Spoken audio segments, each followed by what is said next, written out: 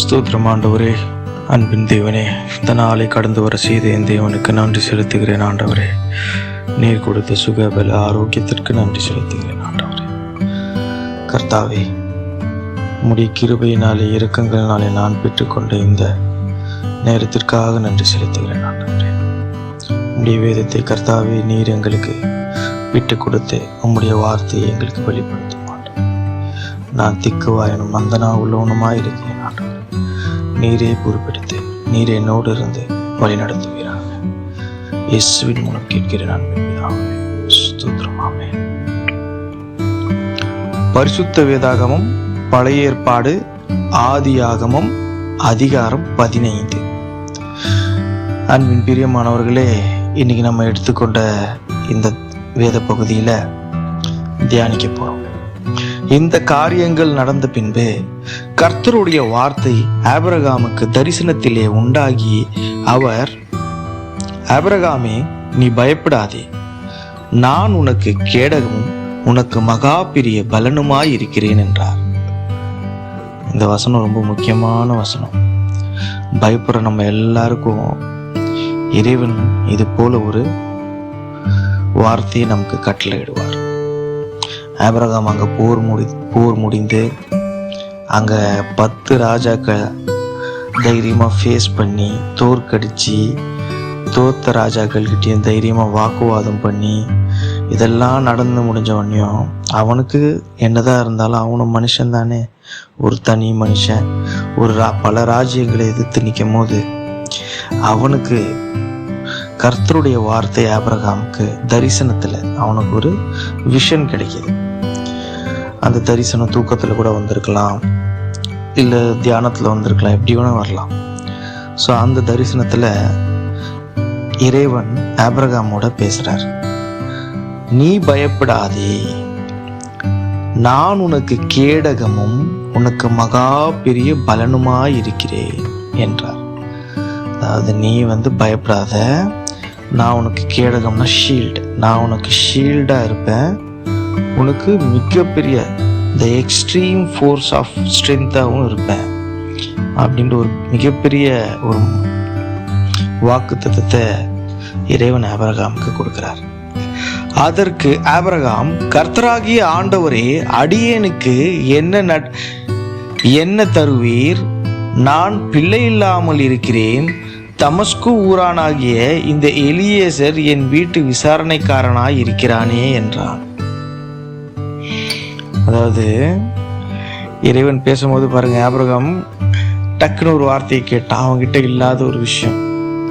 அதான் இறைவன் எப்பவுமே சொல்லுவாரு, ஜீசஸ் நமக்கு கேளுங்கள் தரப்படும், தட்டுங்கள் திறக்கப்படும், கேளுங்கள் கிடைக்கும் என்றார்னு ஒரு பாட்டு அழகா வசனம் தான். அது ஆக்சுவலா நியூ டெஸ்ட்மெண்ட்ல வரும்.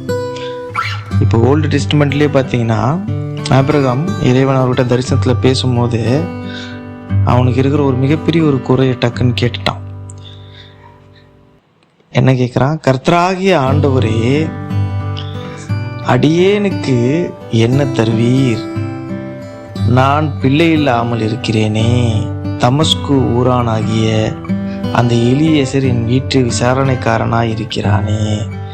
கர்த்தர்ன்னு சொல்லிட்டு ஆண்டவரேன்னு சொல்றார்.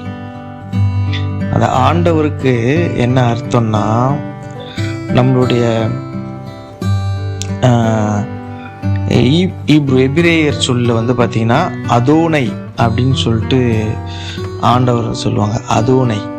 அதோனைனா அது முதலாளி, எஜமான், அப்புறம் கவர்னர், லீடர், இப்படி நிறைய அதுக்கான எக்ஸ்பிளனேஷன்ஸ் இருக்கு. ஸோ நம்ம அதனால தான் கர்த்தராகிய ஆண்டவரே அப்படின்னு சொல்லிட்டு ஆரம்பிக்கிறேன். இந்த அடியேனுக்கு, இந்த ஒரு அடிமைக்கு நீங்க என்ன தருவீங்க? நான் ஒரு பிள்ளை இல்லாத, ஒன்றும் இல்லாத, எனக்கு வாரிசே இல்லையே, நான் இறந்தேன்னா எனக்கு அப்புறம் பின்னால எனக்கான ஒரு சந்ததி கூட கிடையாது அப்படின்னு சொன்னேன். என் வீட்டு விசாரணைக்காரன், என் வீட்டில் ஒருத்தர் இருக்கான், எலியேசர்ன்னு சொல்லிட்டு.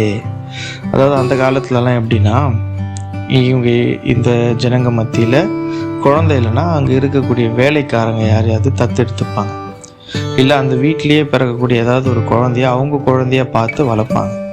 ஸோ அந்த மாதிரி எலியேசர்னு ஒருத்தர் இருக்கான். இவன் என் வீட்டு விசாரணைக்காரனா இருக்கிறானே அப்படின்னு சொல்லிட்டு இறைவன் கிட்ட கேட்கிறார். பின்பு ஆபிரகாம், தேவரீர் எனக்கு புத்திரஸ்தானம் அருளவில்லை, இதோ என் வீட்டிலே பிறந்த பிள்ளை எனக்கு சுதந்திரவாளியாய் இருக்கிறான் என்றார். அதான் சொன்னல, அதே தான் சொன்னேன். என் வீட்டில் பிறந்த இந்த பையன் எனக்கு வந்து சுதந்திரவாளி, எனக்கான என் சொத்துக்கெல்லாம் வாரிசா இருக்கிறான் அப்படின்னு சொல்லிட்டார். உடனே இப்போ ரிப்ளை வருது அவருக்கு. அப்பொழுது கர்த்தருடைய வார்த்தை அவனுக்கு உண்டாகி, அவனுக்கே அவருடைய வார்த்தை வந்து விஷன்ல கிடைக்குது.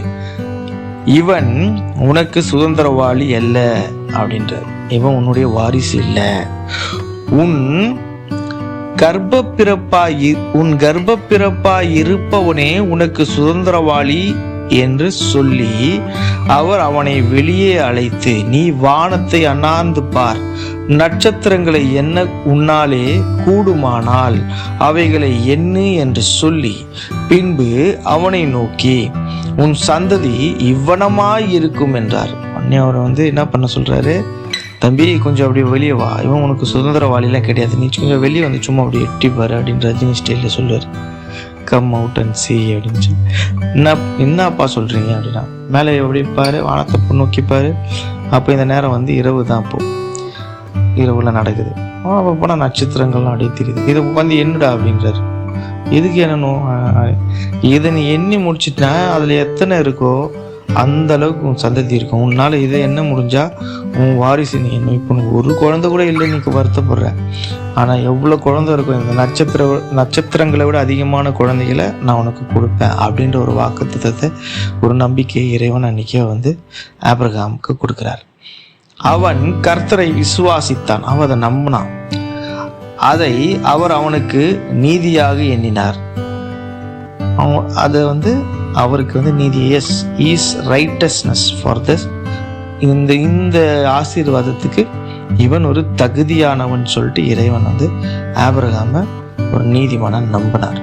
பின்னும் அவர் அவனை நோக்கி, இந்த தேசத்தை உனக்கு சுதந்திரமாக கொடுக்கும் பொருட்டு உன்னை ஊர் என்கிற கல்தேயருடைய பட்டணத்திலிருந்து அழைத்து வந்த கர்த்தர் நானே என்றார். அதாவது உனக்கு அநேக சக்திகள் இந்த பூமியில இருக்கலாம், ஆனா இந்த தேசத்தை, இந்த இடத்த ஒண்ணு அந்த ஊர்ல இருந்து கொண்டு வந்த பத்தியா,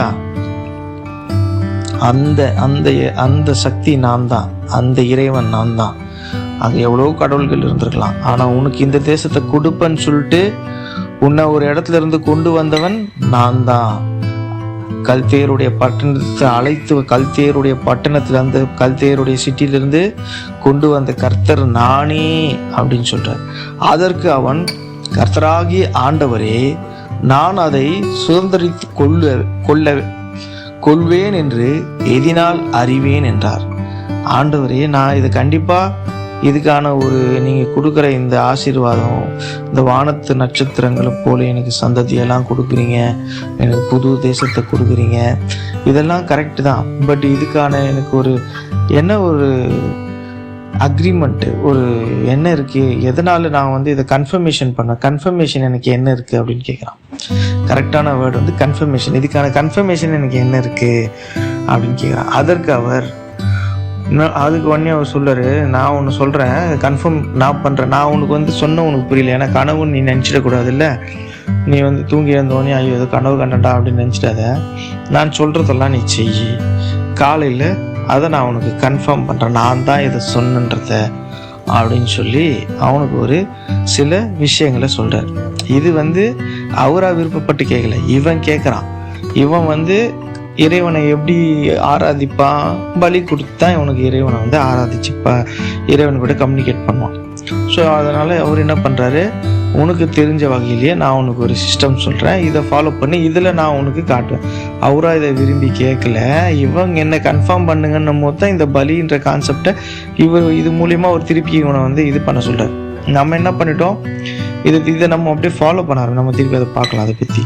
அதற்கு அவர் 3 வயது கிடாரியையும் 3 வயது வெள்ளாட்டு கடாவையும் 3 வயது ஆட்டுக்கடாவையும் 1 காட்டு புறாவையும் 1 புறா குஞ்சியும் என்னிடத்தில் கொண்டு வா என்றார்.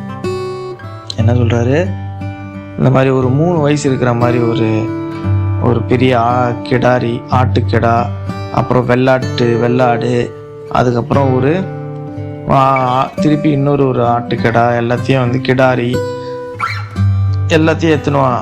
அப்புறம் காட்டு புறா எடுத்துனுவா, புறா கொஞ்சம் எல்லாத்தையும் எடுத்துன்னு வர சொல்றாரு. அவன் அவைகளை எல்லாவற்றையும் அவரிடத்தில் கொண்டு வந்து அவைகளை நடுவாக துண்டித்து துண்டங்களை ஒன்றுக்கொன்று எதிராக வைத்தான். பட்சிகளை அவன் துண்டிக்கவில்லை. அவன் எல்லாத்தையும் கரெக்டாக எடுத்துன்னு வந்து 2 துண்டை வெட்டி எதிர்க்க வச்சான், பக்கத்துல வச்சான். பறவைகளை துண்டிக்காம அப்படியே வச்சுட்டான். பறவைகள் அந்த உடல்களின் மேல் இறங்கின, அவைகளை ஆபிரகாம் துரத்தினான். இப்போ அங்கே மாம்சம்லாம் அப்படியே கிடக்கும் போது அந்த இடத்துல அங்கே இருக்கிற சின்ன சின்ன பறவைகள், காக்கா, அதெல்லாம் வந்து அது கறி இருக்கிறத சாப்பிட்றதுக்கு வரும். உடனே என்ன பண்ணுறான், இவன் அதெல்லாம் திறத்துறான். எவ்வளோ ஒரு விஷயத்தையும் அப்படியே பாயிண்ட் பண்ணி டீட்டெயில்ஸ் எல்லாம் அப்படியே மென்ஷன் பண்ணுறாங்க. பிறகு ஒரு கட்டுக்கதையில் இவ்வளோ டீட்டெயில்ஸ்லாம் பண்ண முடியாது. இதெல்லாம் அந்த காலத்தில் நடந்த சம்பவங்களை அவ்வளோ குறிப்போடு எழுதுகிறாங்க. சூரியன் அஸ்தமிக்கும் போது ஆபிரகாமும் அயர்ந்து நித்திரை வந்தது, திகிலும் காரிலும் அவனை மூடிக்கொண்டது. அதாவது காலையில் சூரியனை நைட்டு ஃபுல்லாக வச்சுட்டு உட்காந்து இருந்திருக்கான். நைட்டே உடனே செஞ்சுட்டான். அவனுக்கு அந்த தரிசனம் வந்தவனையுமே செஞ்சவனையும் விடிய உட்காந்துட்டு இருக்கான். அவனுக்கு வந்து அப்படியே டயர்ட் ஆகிடுச்சு. நைட்டாக நித்திரைன்னா அப்படியே தூக்கம் வர மாதிரி இருக்கு. இப்போ அந்த இடத்துல ஒரு டார்க், சூரியன் உதிக்கும் போது ஒரு டார்க்னஸ் உருவாகுது. ஒரு கும் இருட்டுன்னு சொல்லுவாங்கள்ல, அந்த மாதிரி ஒரு இருட்டு வராது. அப்படி வரும்போது அப்பொழுது அவர் ஆபிரகாமை நோக்கி, அவனுக்கு வந்து ஒரே பயம் வந்துடுச்சு. அந்த இடத்துல ஒரு திகில் மாதிரி, அவனுக்கு திகிலும் காரிலும் ஒரு பயமும் அந்த இருட்டு அங்கே வரும்போது, அப்பொழுது அவர் ஆபிரகாமை நோக்கி, உன் சந்ததியார் தங்களுடைய அப்படின்னு சொல்றாரு. திருப்பிக்கிறேன். இப்போ ஒரு சில விஷயங்கள் எல்லாம் அவருக்கு வந்து வெளிப்படுத்துறார். தங்களுடையதல்லாத அந்நிய தேசத்திலே பரதேசிகளாயிருந்து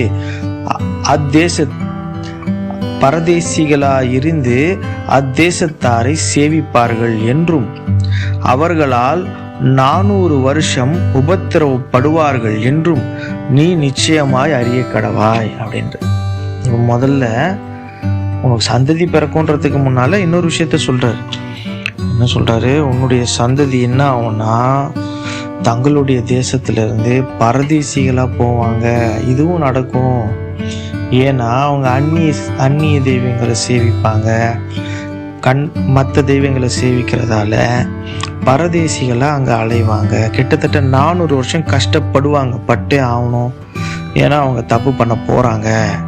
அந்த தப்புலேருந்து அவங்க ஒன்றும் பண்ண முடியாது. இதெல்லாம் அவனுக்கு முன்னாலே சொல்லிடுறேன். ஏன்னா அந்த சம்பவம் நடக்கும்போது இவன் இருக்க மாட்டான், அதாவது பூமியில் இருக்க மாட்டான். ஐயோ ஆண்டவரே, என் சந்ததி இப்படி கஷ்டப்படுதுன்னு சொல்லிட்டு பரலோகத்தில் திருப்பி அவரை வந்து கொஸ்டின் பண்ணக்கூடாதுன்றதுக்காக ஆசீர்வாதத்தை சொல்கிற ஆண்டவர் வந்து முதல்லையே வந்து உன் சந்ததியில் இப்படி ஒரு பெரிய பாவம் நடக்கும், அந்த பாவத்துக்கான தண்டனை அங்கே கிடைக்கும். அவங்க கிட்டத்தட்ட 400 வருஷம் உபத்திரவம் கஷ்டப்படுவாங்க, அந்நியவர்களை சேவிப்பாங்க. அங்கே உண்மையாக, அதாவது அவங்களுடைய சொந்தத்தில் இருக்க முடியாத ஒரு அடிமை போல இருப்பாங்க அப்படின்னு சொல்கிறார். இவர்கள் சேவிக்கும் ஜாதிகளை நான் நியாயம் தீர்ப்பேன். அப்புறம் திருப்பி இதையும் சொல்கிறாரு, அவங்க யாருக்கெல்லாம் அடிமையாக இருந்தாங்களோ அவங்க எல்லாருக்குமே நான் வந்து ஒரு ஜட்ஜ்மெண்ட் கொடுப்பேன். பின்பு மிகுந்த பொருட்களுடனே புறப்பட்டு வருவார்கள். அதுக்கப்புறம் அவங்களுக்கு நிறைய பொருட்களையும் செல்வங்களையும் கொடுத்து அங்கிருந்து நான் கொண்டு வருவேன். நீ சமாதானத்தோடு உன் பிதாக்களிடத்தில் சேருவாய், நல்ல முதிர் வயதிலே அடக்கம் பண்ணப்படுவாய். நீ வந்து ரொம்ப சமாதானமா, எந்த விதமான பிரச்சனையும் இல்லாம உன்னுடைய மரணம் வந்து அழகா இருக்கும். நீ வந்து உன்னுடைய பிதாக்கள், அதாவது நீ இறந்ததுக்கு அப்புறம் மூதாதையர்கள் கிட்ட போய் சேருவ. நீ நிம்மதியான ஒரு உறக்கத்துல உன் மரணம் இருக்கும் அப்படின்னு சொல்றாரு. அப்படின்னு சொன்னதும் இல்லாம இதுவும் வந்து உனக்கு சீக்கிரமா நடக்காது. நல்ல முதிர் வயதுல, நல்ல ஏஜ் ஆகி உனக்கு வயசாகி நாடி நரம்பெல்லாம் அடங்கும் போதுதான் உன் மரணம் உன்னை தேடி வரும் இப்படின்ற ஒரு வாக்கு தத்தத்தையும் ஆபிரகாமுக்கு எல்லாம் உள்ள இறைவன் கொடுக்கிறார். 4ஆம் தலைமுறையிலே அவர்கள் இவ்விடத்துக்கு திரும்ப வருவார்கள். ஏனென்றால் எமோரியருடைய அக்கிரமம் இன்னும் நிறைவாகவில்லை என்றார். அதாவது 4வது 4th ஜென்ரேஷனில் அவங்க திருப்பி இந்த இடத்துக்கு வருவாங்க. ஏன்னா இப்போ இந்த கானான் தேசத்துலேருந்து அவங்கள திரத்திட்டு 4th ஜென்ரேஷனில் தான் அவங்க வருவாங்க அப்படின்னு சொல்கிறாரு. ஏன்னா அவங்க அக்கிரமங்கள் முடிஞ்சதுக்கப்புறம் தான் இங்கே வருவாங்க.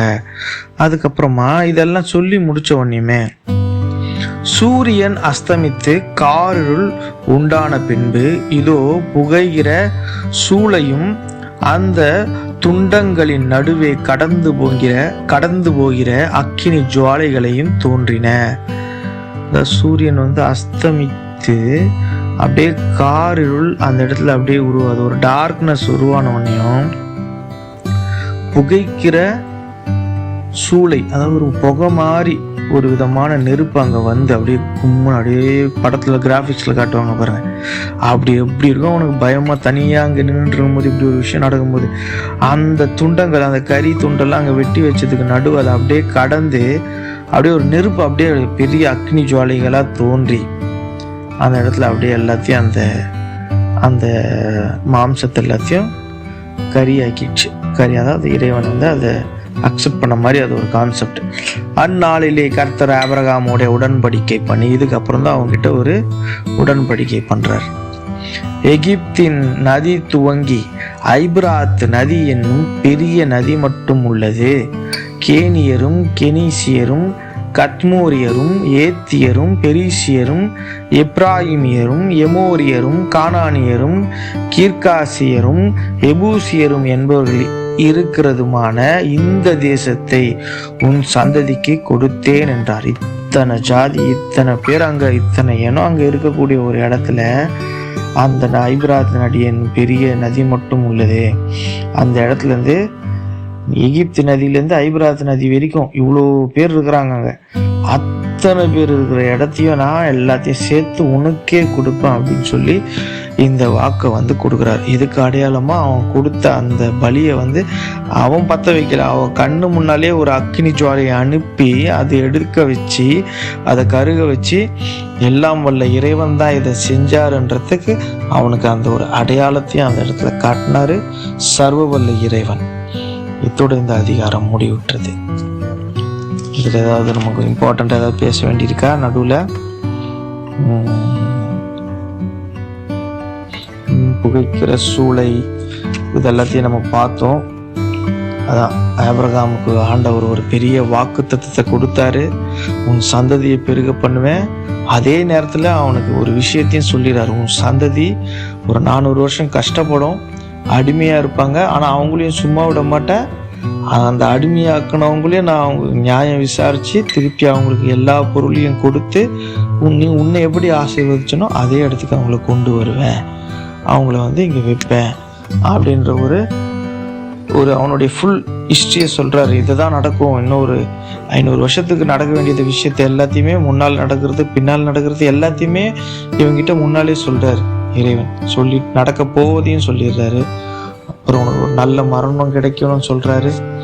நீ உன் பிதாக்கள் மரணத்துக்கு அப்புறமா உன் பிதாக்களுடைய கல்லறையில் அடக்கம் பண்ணப்படுவ, அதையும் அனாதியாக எங்கேயும் இருக்க மாட்டோம், உன் பிதாக்கள் இடத்துல கொண்டு போய் சேர்ப்பன்னா உன்னுடைய சரீரம் உங்கள் அப்பா உன் தாத்தா எங்கே அடக்கம் பண்ணப்பட்டாங்களோ அதே இடத்துல நான் உன்னை அடக்கம் பண்ணுவேன் அப்படின்றத தான் சொல்கிறார். ஏன்னா அவங்க எங்கேயாவது போயிட்டு ஏதாவது ஒரு தேசத்தில் போய் அவங்க இறந்துடக்கூடாதுல்ல, அதனால் அங்கிருந்தாலும் எடுத்துன்னு வர முடியாது.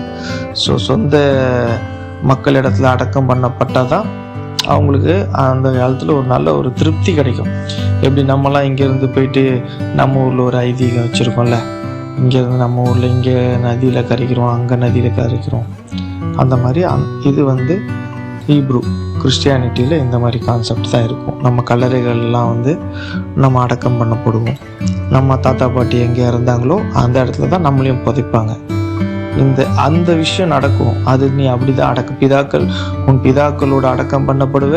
உன் மரணம் முதிர் வயதில் நல்ல முதிர் வயதில் இருக்கும், இயற்கையான மரணமாக இருக்கும்.